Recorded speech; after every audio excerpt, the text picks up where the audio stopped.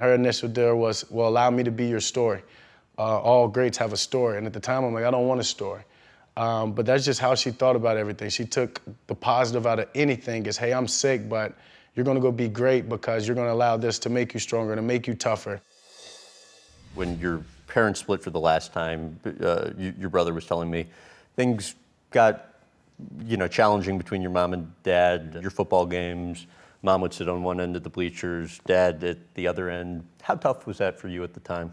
Not something I necessarily noticed. Being the youngest, my family, I don't want to say hides, but shields you from a lot of the things, from a lot of the adversities. And my mom never showed me any struggle or any tension. How do you think the split affected you? I'm not sure. I mean, it's allowed me to be the man I am today. Got to spend a lot of time with my mom, just my mom. I was always a mama's boy, though. But as I said, me and my dad had a great relationship. We always did, and me and my dad still to this day have a good relationship. Before your mom passed, your mom and dad reconciled. How important do you think that was? It was so important. I mean, my mom still to this, always said to that day that my dad was her best friend. And she had her 3 boys, which are her 3 proudest achievements with him. So she wouldn't necessarily turn her back on him or want me or my brothers to think a certain way of him because of their friendship. And so, my dad took my mom to majority of my games when she was sick and was that best friend that she needed through those times. Your brother, when I was talking to him on the phone the other day, he's like, I've never said this out loud before, but after my mom passed, my dad was the glue that held the family together. How so? It's awesome to hear him say that. Because my dad, like I said, his best friend was gone, right? So he knew it was on him because he would not want to piss my mom off. He knew it was on him to keep us together, to make sure that us boys stayed like that. And he did what his best friend asked him to do. Yeah, he's our father, and he made sure he was that. What about that touches you?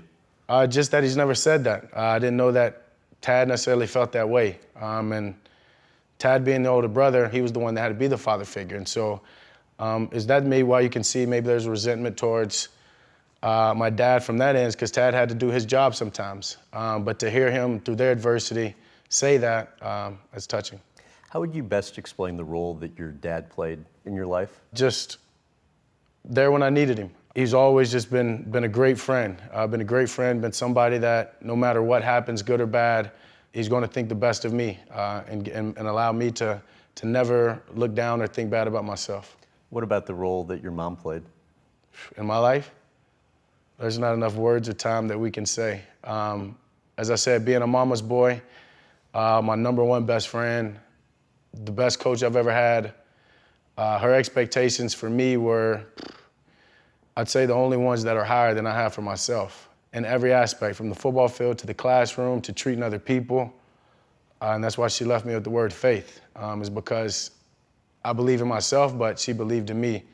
And because she believes in me is the reason I'm able to do what I want to do every single day with a positive attitude. Explain what I think you still do to this day in the Notes app on your phone.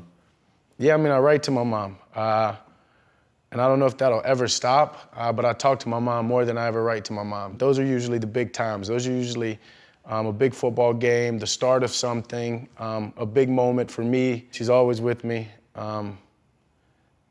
And I try to make sure that when people see me, that they see my mom's work. What will you say you're right? It depends, but usually it's thank you. Usually it's I love you, I miss you. It's usually maybe something funny because she was so funny, but I make sure that she knows how thankful I am because she believed in me, and she's the reason I have the mindset and able to overcome any adversity or able to have fun and celebrate things that I need to, is because of she believed in me and told me that I can do what I want. And explain how big texting used to be between the two of you. Oh, all the time, all the time. I don't know if there was an hour that went by when me and my mom were sharing text messages, whether it was her crying about a Lifetime movie to her asking me how practice was, and I'm telling her I threw an interception, and she says, "Why are you throwing an interception at practice? Because you're going to throw one in the games." Was she tough on you? In a productive way? Very tough. As I just said, my mom hated interceptions. My mom hated turnovers. My mom wouldn't allow me to mess up in school.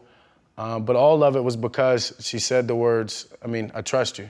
And that was me and my mom's biggest thing, was never lose that trust. So she gave me a leash. And not necessarily a long leash, but she gave me a leash to go live, to go learn, to go make mistakes on my own. But it was always to trust her, and to never do something that would disappoint her. I would rather my mom every day of the week be mad at me than to ever be disappointed.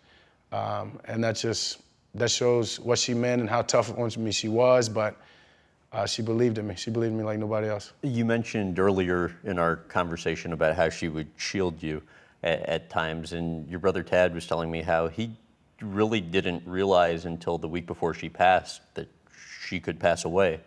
Why do you think she kept the illness from you and your brothers for so long, and then even longer the severity of it?